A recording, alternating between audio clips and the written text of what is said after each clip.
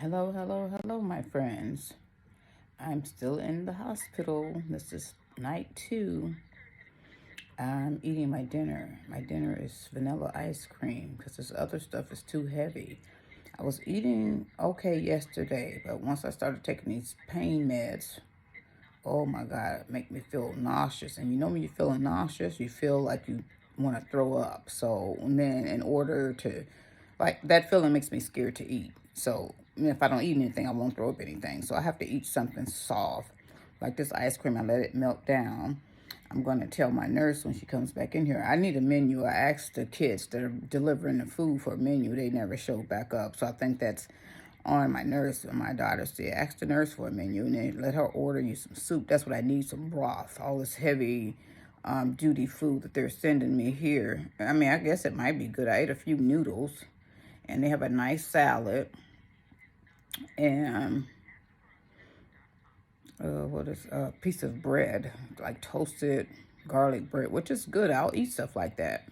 But I don't want it right now because I don't feel that well. I don't want to put all this heavy food in my belly. So I'm here again for another night. My physical therapist came in today and she kind of worked me out.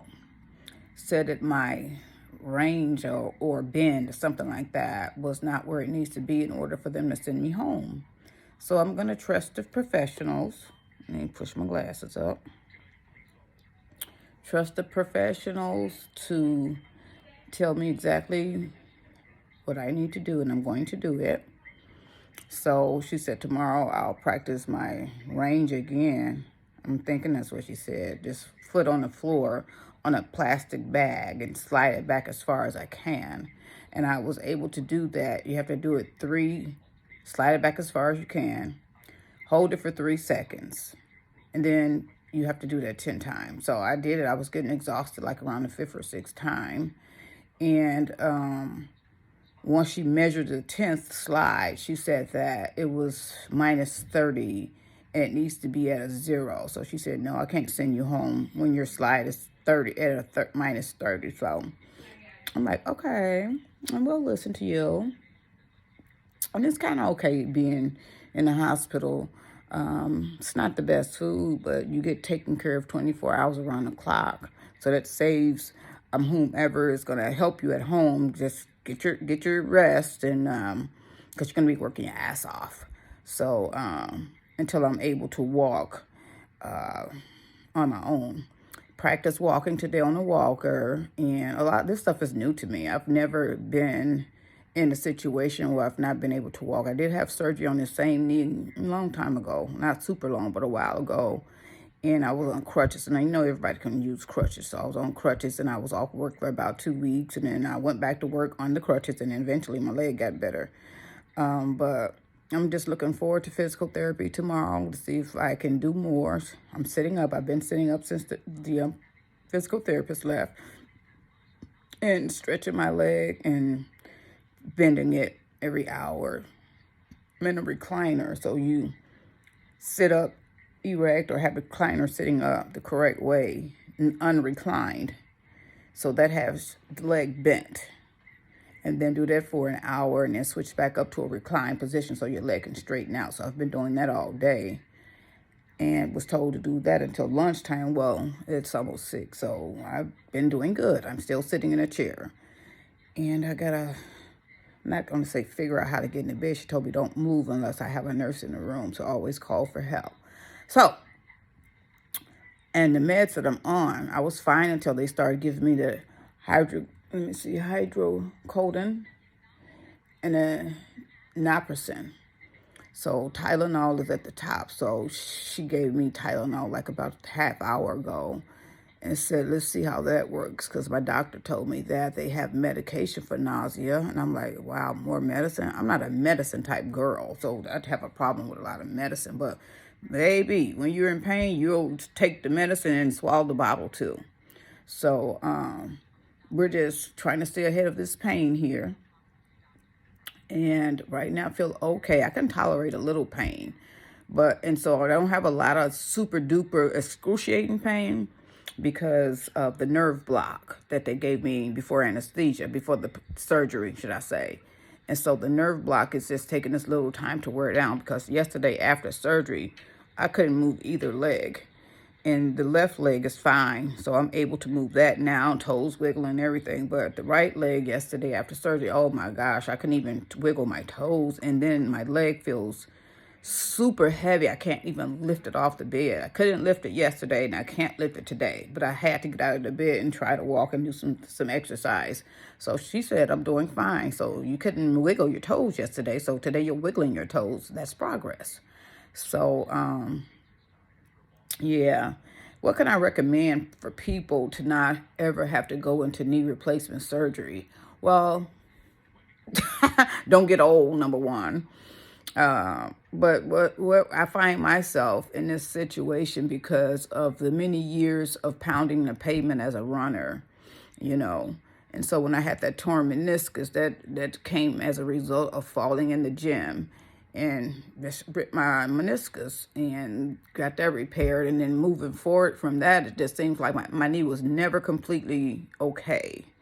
And so once the pain starts coming back, and I don't really have pain. I used to have like sit down and then you stand up, and that's where, oh my God, I can't stand up. So I used to have to sit with my legs straight, because if I folded my legs when I'm sitting down at a dinner table, then it's like forever to get up, and you got 10,000 people looking at you like, what's wrong with her? Why can't she go?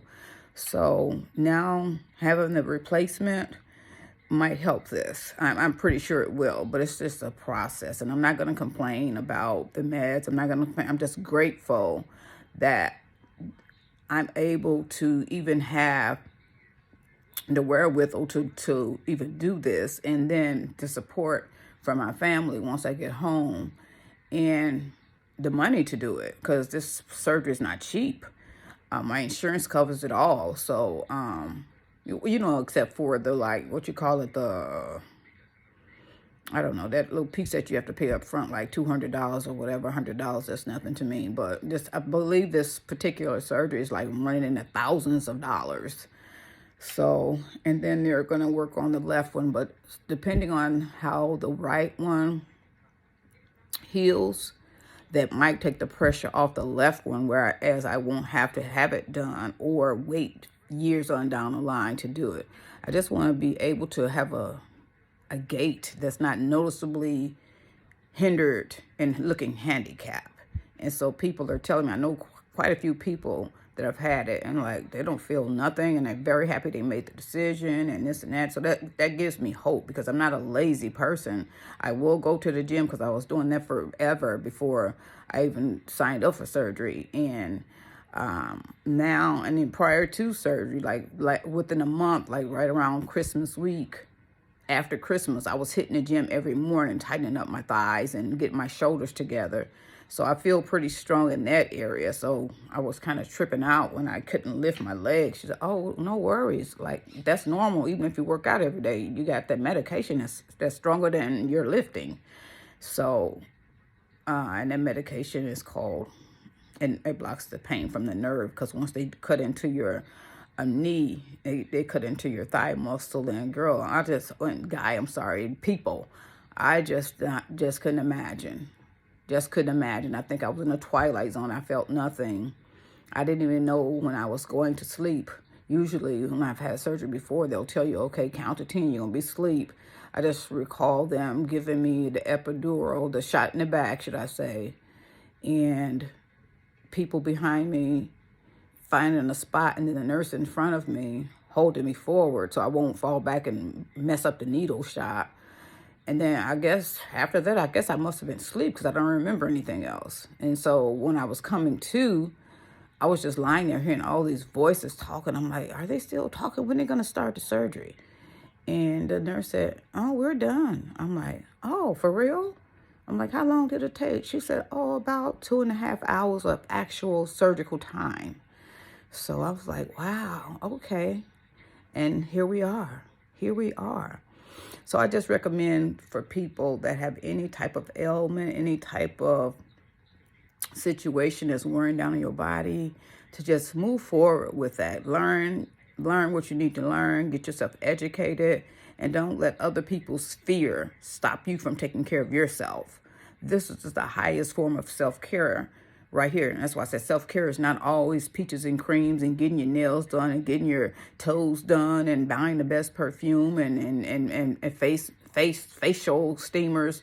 That's all good. But then also self-care can be grimy and dirty and hurtful, like surgery, taking care of yourself.